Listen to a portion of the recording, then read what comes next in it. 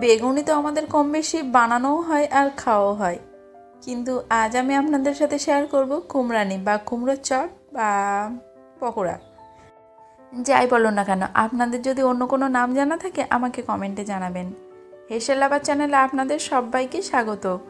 প্রথমেই এক টুকরো 200 গ্রাম ওজনের কুমড়ো নিয়েছি। এটা থেকে ভালোভাবে খোসাটা ছাড়িয়ে নেব।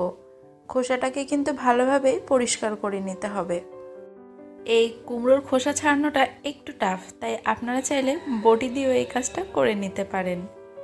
এবার কুমড়োর বুকের দিকে যে নরম অংশটা থাকে সেটাকেও বাদ দিয়ে দিতে হবে। এটা কিন্তু ভালোভাবে বাদ দেবেন, না হলে কিন্তু এই পকোড়াটা বানানোর পরে এই নরম অংশটার জন্য কুমড়ানিটা নরম হয়ে যাবে।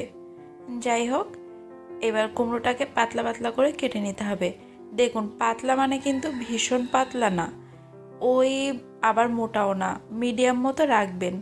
ভীষণ পাতলা করলে কিন্তু কুমড়ানিটা বানানোর পরে নরম হয়ে যাবে, আর ভীষণ মোটা হলে কিন্তু ভিতরটা কাঁচা থেকে যাবে। এবারে আমি এগুলোকে পরিষ্কার পানিতে ধুয়ে নেব। তারপর ধোয়ার পরে পানিটা ঝেড়ে উপর থেকে অল্প একটু নুন দিয়ে ভালোভাবে মেখে রেখে দেবো 5-7 মিনিটের জন্য। আর ততক্ষণ এদিকে ব্যাটার বানিয়ে নেবো। ব্যাটার বানানোর জন্য 1/2 কাপ বেসন, 1 টেবিল চামচ চালের আটা, আর নিচ্ছি লঙ্কার গুঁড়ো, জিরের গুঁড়ো আর মরিচের গুঁড়ো 1/4 চা চামচ করে, আর সামান্য একটু কালো জিরে দেব। তারপরে উপর থেকে অল্প করে পানি দিয়ে এগুলোকে মিশিয়ে নেব। সামান্য একটু নুনও যোগ করেছি, যেটা আমি ক্যামেরাবন্দি করতে একদমই ভুলে গিয়েছি।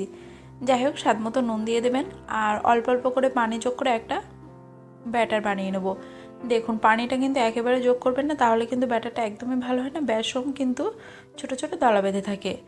আর অল্প অল্প করে পানি দিয়ে একটা এরকম ব্যাটার বানাবেন, যেটা নাও ঘন নাও পাতলা।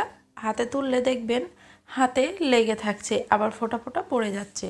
এরকম একটা ব্যাটার বানিয়ে নিন।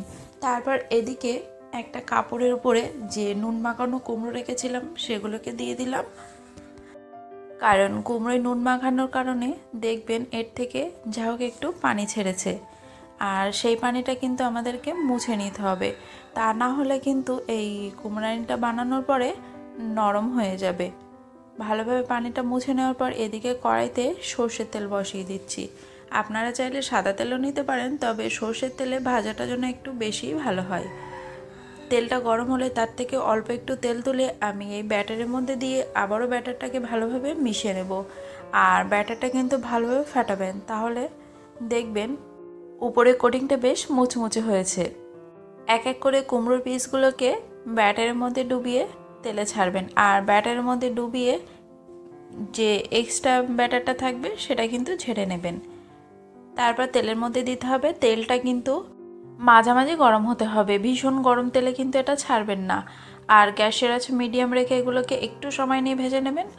ধীরে ধীরে ভাজলে কি হয়, এগুলো কিন্তু বেশ মুচমুচেও হবে। ব্যাস এভাবে ভেজে নিন, আর যখন দেখবেন এরকম ব্রাউন কালার হয়ে এসেছে তখন তেলটা ঝেড়ে তুলে নিন। আমার কিন্তু এগুলো বেশ ফুলকো ফুলকোই হয়েছিল। একইভাবে সবগুলোকে ভেজে নেব। তারপরে আমার তৈরি হয়ে যাবে আজকের কুমড়ানি। কেমন লাগলো আজকের আমার ভিডিওটা কমেন্টে জানাবেন, আর ভালো লেগে থাকলে ফলো করবেন, সাবস্ক্রাইব করবেন। সবাইকে আগাম ঈদ মোবারক জানালাম। সবাই ঈদে ভালোভাবে কাটান। দেখা হবে পরবর্তী নতুন কোনো ভিডিও নিয়ে।